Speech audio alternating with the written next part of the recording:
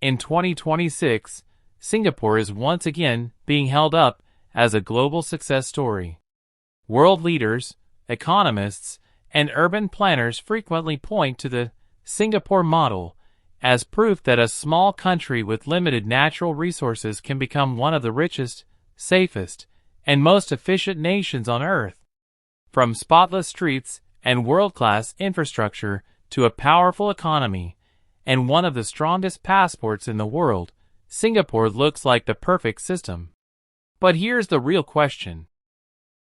Is the Singapore model truly good for everyone, or does it come with hidden risks?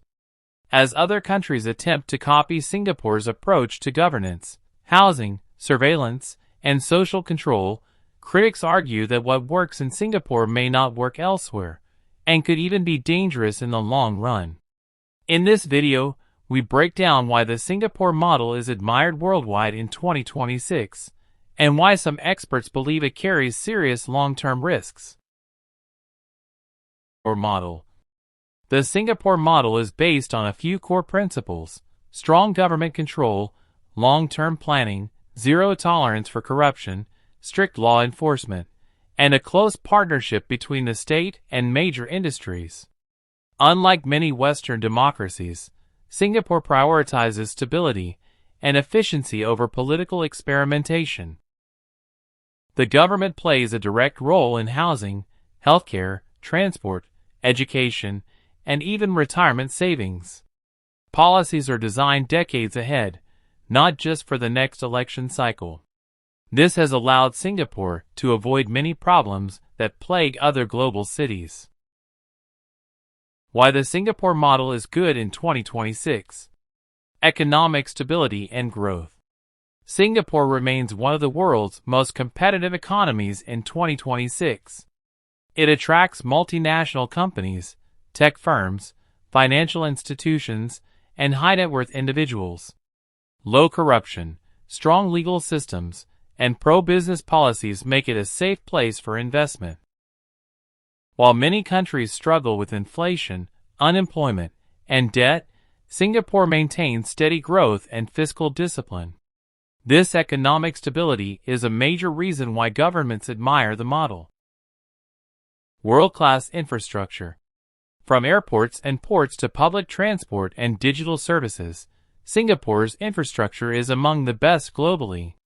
In 2026, the city-state continues investing heavily in smart technology, green energy, and urban efficiency. Public transport is affordable, clean, and reliable. Roads are well managed. Digital government services reduce bureaucracy. This level of efficiency is rare, even in developed countries. Housing success story. Over 80% of Singapore's population lives in government-built housing, yet homeownership rates are extremely high. In an era where housing crisis dominates cities like London, New York, and Sydney, Singapore's public housing system looks revolutionary.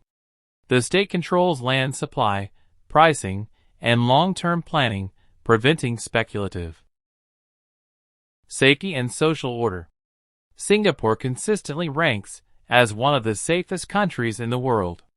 Strict laws, heavy fines, and strong enforcement create a sense of order that many societies struggle to maintain. In 2026, when crime and social unrest are rising in many global cities, Singapore's approach feels increasingly attractive. Why the Singapore model is dangerous. Limited political freedom. One of the biggest criticisms of the Singapore model is the lack of strong political opposition and limited freedom of expression. Elections exist, but the ruling party has dominated politics for decades. Critics argue that such a system may suppress dissent, discourage innovation in governance, and prevent society from correcting mistakes early. In the long term, this could create blind spots in leadership. Heavy state control. The Singapore government plays a role in almost every aspect of life, from housing and savings to media and public behavior. While this ensures efficiency, it also raises concerns about personal freedom. In 2026, As surveillance technology becomes more advanced, some worry that the Singapore model could normalize over-monitoring of citizens, setting a precedent other governments might misuse. Health and social pressure. Singapore's high-performance culture comes at a cost. Intense competition in education and work has led to rising stress, burnout, and mental health issues. Success is expected, failure is discouraged, and social pressure can be overwhelming, especially for young people.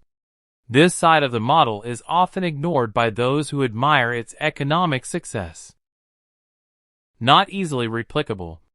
Perhaps the most dangerous aspect is the belief that the Singapore model can be easily copied. Singapore is small, wealthy, highly educated, and strategically located. What works there may fail in larger, more diverse countries. When governments try to adopt Singapore-style control without Singapore-level competence and integrity, the result can be authoritarianism without efficiency. Singapore model sustainable in 2026 and beyond.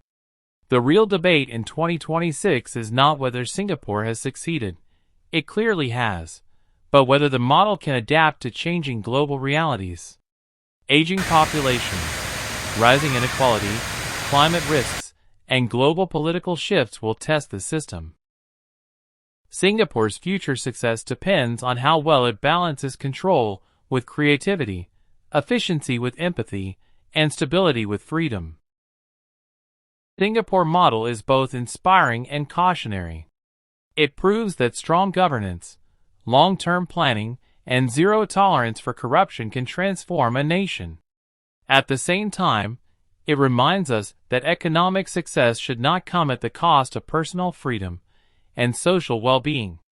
For some countries, Singapore is the blueprint for the future. For others, it's a warning sign. The truth lies somewhere in between. If you enjoyed this deep dive analysis, make sure to subscribe to Travik, like the video, and share your thoughts in the comments.